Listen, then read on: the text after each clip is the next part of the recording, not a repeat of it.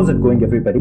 Gaurav Bhatt and Sriram Veera here. You're listening to the Express Sports Podcast, and it's game time. On Monday, India defeated England by 151 runs at Lord's to take a 1-0 lead in the Test series. We'll get into the technical nitty-gritty later on in the episode, the pace attack, KL Rahul. But let's start with the biggest talking point, Sriram, that India didn't just win the Lord's Test, they did so with complete authority, especially on the final day. I want to talk about how this has almost become habitual, right? We talked about the great Australia series earlier this year. In your column for the Indian Express, you summed it up perfectly by calling it the pleasant loss of reverence about overseas test victories. And if I may expand upon it a little bit more, generations of cricket fans remember the hullabaloo around each and every overseas test win, where every overseas win would come with commotion and celebration, and the highlights of that match would be repeated over and over on sports channels. But Sriram, that trend is changing slowly to the point that the cricket fans now may even get accustomed to such quote-unquote historic wins, right? Yeah, absolutely. I think there's two sets of fans, one who come from the earlier generation, people of my vintage and older. For them, I think, if I might say, I think must be one of them who asked me to write a column on the win in the Express. So I think for the earlier generation, this must have been ultra special, newish something. But the younger generation, the new lot, your age and younger than you, for them, this might be becoming norm. Especially the kids who have started watching now might even be wondering, what is there so much fuss about? Why are these oldies talking about India not doing well? That scar, that memory, that diffident memory is not there in the younger lot. It will not be there. I think it's changing. Australia and now England, of course. I think, first of all, it was a great test match and great contest till the final day. In the final day, it was just this great gulf opened up between the two sides. But it can be summed up by what Kohli told James Anderson, right? This isn't your backyard. Though now, if we look at the record book, sure, it would seem like it is indeed Anderson's backyard. But that was the sort of spirit and that was the sort of flavor that the entire test match had. And even the opening test, but this one even more so. Do you say that's a trait as well of this Kohli team that is going abroad and performing well? Yeah, they're interesting. I think there are two sides to it or two prongs to it. One is what you just said, the inner belief, the fight, which we saw in Australia. The bodies were being stretchered out and still one by one, somebody was standing up. So that inner belief. And if you win in Australia with your considering it's almost like a B-side team, the confidence is bound to be really good. So that. So as a team, within the team, that confidence is there. And second, I think is pretty crucial and fascinating to me as a watcher is the effect this Indian team has on the opposition. We saw it in Australia, Tim Payne, Justin Langer, and the bowlers and everybody. They got pretty emotional and they lost their heads. And same thing now with Joe Root. Number of bad decisions, iffy decisions in the final morning. Perhaps they thought they had sewn up the game. But the effect of this Indian team is rather interesting in how it makes the opposition emotional and sort of lose their bearings a bit. You mentioned those decisions, and if you'd just like to elaborate upon it, especially on the final day, the barrage of bouncers that his bowlers affected. But even throughout the test, there were a couple of iffy decisions, right? So what exactly went wrong for Joe Root and company? Yeah, I just make one more point on that. Because the reason I say this is because the effect, you see, the team that India has lost to in the recent times is New Zealand. I think there's probably, there might be a reason because Williamson's Aag aur Pani ka ladai jo, I think on Hindi, Dainik Jagran, I think had this headline, which is perfect. So the final day was pretty similar. There when we lost it, Bumrah, again, it was up to the bowlers to create some magic, dislodge Williamson and Taylor, and then something could have happened because the openers, exactly like how the England fell, the New Zealand openers had fallen very quickly. Ashwin had come and taken them off. But something that stirs inside you, something that revs up inside you, Indians couldn't rev it up. That is a huge credit to how the New Zealand played, of course. But I'm saying there is almost against a nice New Zealand, probably these guys couldn't rev it up. Here it was completely different. England, I think, made a few mistakes. To be fair to them, on the final day, the huge attention was on Rishabh Pant's wicket. So once he fell pretty cheaply and he just had one bold shot and then he fell. So it looked like, okay, runs are not going to come. We are looking at 25 runs at the most, which means you're chasing 160, 170, which would have been a completely different scenario. Although England eventually got all out under that score, but then chasing 160 is completely different. They probably would have done it. So these guys thought, okay, let's go back for a minor payback, play a battle within the war, and they almost personal, almost juvenile. They kept going. They didn't have Anderson bowling. They didn't have the best bowler on the final day, Ollie Robinson bowling. So instead they went for pace and tried to hit the heads of Bumrah and Shami, and they lost their own heads in the process. And it was stunning to me that the course correction didn't happen quickly enough. They just kept on continuing for a while until it was too late. I think Joe Root by the end of the evening admitted himself that he got that. And if once you gave a sniff to the Indians, and you saw when Indians came back, Kohli immediately, even before the first ball was bowled, went sought out the umpires. And it's my belief that he told them, we're going to be full on in their face. We won't be crossing any immoral lines. Anyway, that's your guys' jobs, the umpire's jobs to stop us, but we'll be there in face because they started it. Something on those lines. From then on, it's been tight. England batting is pretty iffy. They just succumbed. You could feel the claustrophobia settling in. And every time someone stood up, one partner, Joe Root stood up, unlike what happened in the New Zealand World Test Championship final, Indians could find something special to remove them. So that was the difference, I think. Even on day 4, Sriram, the decision to call stumps, right? Because there you are at the famous Lord's balcony, and all you could see was Virat Kohli and Rohit Sharma and everybody just gesticulating wildly. Yeah, that was bizarre actually. You could see the Indians almost panicking, and only because it was Rishabh Pant who probably thought I can hit a 4 or a 6 here. He just didn't bother with the dressing rooms frantic, and eventually Rohit Sharma and Virat Kohli had to catch the attention of Ishant Sharma. It was Ishant who finally went up to the umpire. But opposition captain, you've seen all this. The captain, the senior player all panicking, and also it looked like Moeen Ali could be taking a wicket any point of time. You would and you should have pressed on for 2 more overs. Even the England captain, former England captain Strauss also said the same. So you get a wicket, and then because enough overs, so you're bringing in one more tailender, one more new guy in, and with Moeen Ali bowling, you could have probably taken 2 wickets. These are ifs and buts, of course, but it was very juicy. It was silly not for them not to try. He did the same thing the previous day, having chosen not to declare bat on. He wanted to build a heavy lead, at least a 50-60 run lead. So he continued to bat with Anderson when Indians went after Anderson. And then what does he do after the concussion test and something? Is the last over of the day. He takes a single of the 4th ball, exposes Anderson. There is absolutely no logic in that, because it's not a night watchman scenario. It's not like a scenario where the tailender can get out. It's better because it is the last wicket. If somebody gets out, the innings is over. So you handed the initiative, and Anderson lost his wicket. So it's a series of brain fates which just kept escalating, and the worst was, of course, what happened on the final day. And Sriram, not to keep harping on the same point again and again, but that stunning partnership between Jasprit Bumrah and Mohammad Shami, and I think the greatest part of that partnership was the video that came out during the session break when they were just walking into the hallowed Lord's dressing room, the Lord's hallway, and everybody is there, everybody is cheering them on, and these two guys very calm and collected, as if they are seasoned batsmen who have scored hundreds and centuries of runs. They just walked in and went about very composed manner. That is again the extension of the same, that inner belief and the character that you're talking about, right? These two tailenders, never known for their batting skills, frankly, but they didn't just manage to hang on, but they also came back with such steadfastness about them that they've been doing this for many years.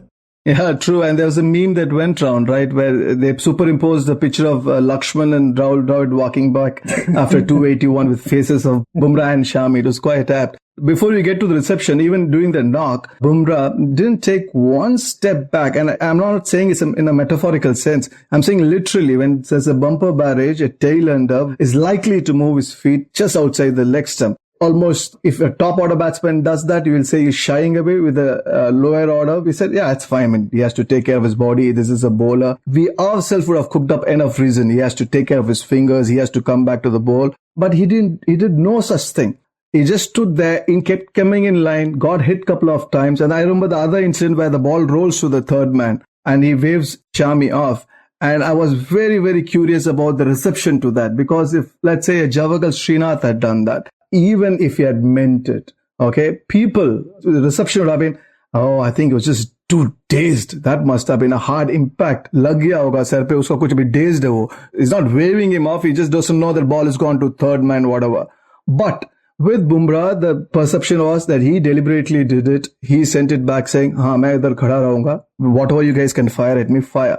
So that change in itself, especially in a virulent social media atmosphere, trolls would have gone the other side. It was quite fascinating to me. And thirdly, what you said, the reception, I think must have been two-pronged. A, to welcome these two Indians for a great job, and also to say a few words.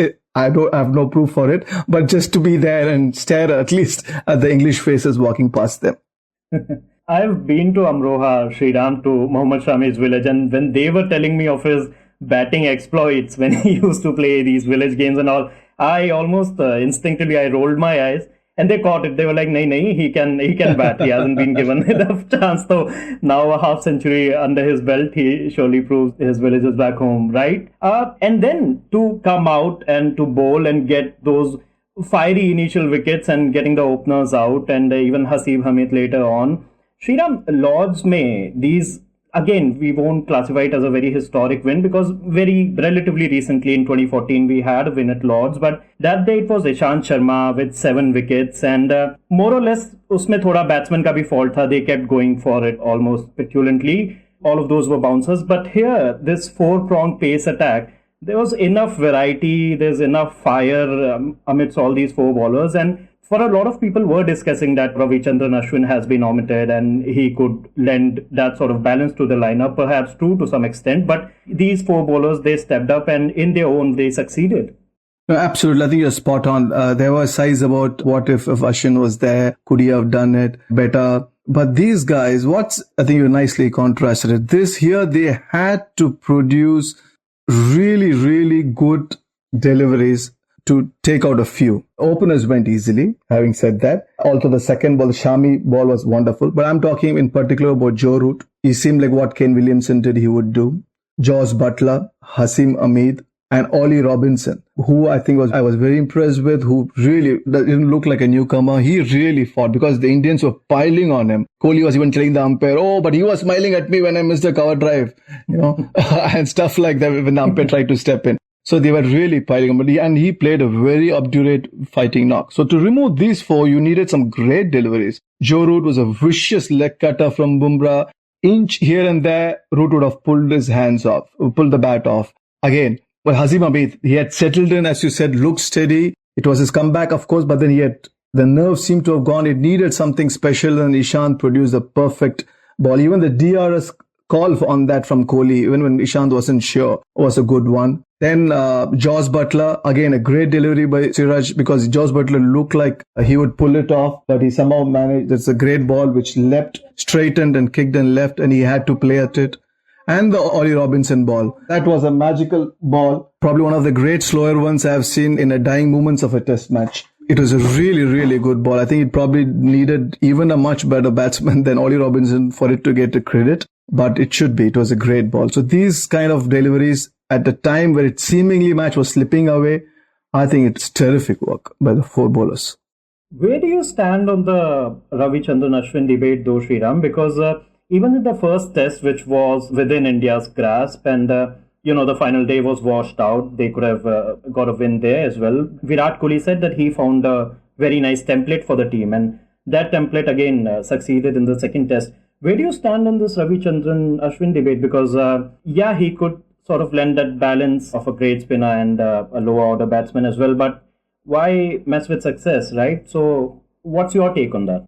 Yeah, I think Jadeja's batting overseas. So Ashwin might have hit 100 now in England, and even in Australia, he played that wonderful match-saving, series-saving knock, which helped India to win eventually in the next. But Ravindra Jadeja has proven from 2018, when he changed his fortunes round, starting from England, from the Oval Test, I remember when he came and played a beautiful hit at 86 after Anderson was threatening to run through the batting. So I think he's from there consistently, he's proven that his batting can be very good in any condition, anywhere in the world. So that gets trumps. So that really takes over the balance of the team. It really helps and his bowling is not bad. So bowling is pretty good, in fact. It just tilts towards him. Ashwin's bowling is way better, yes, But in this team, in the conditions that you see, they will have to juggle those calls because this was Lords. Lords has the slope. Ishant has got a great record.